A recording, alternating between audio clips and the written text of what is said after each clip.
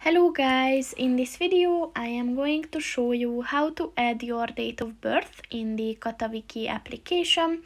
But first I just want to mention, don't forget to subscribe to my channel, because at 10,000 subscribers I am going to show you my whole YouTube revenue statistics and growth strategy, as well as how to make money online. Let's jump into it.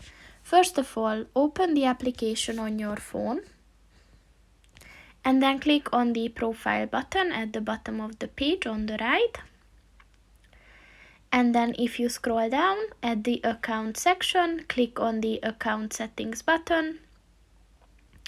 And at the account details section, look for the date of birth button and click on that. And as you can see, you can set your date of birth, and then once you're ready, just click on the done button and it is set. So that's pretty much it for this video, guys. See you in the next one. Goodbye.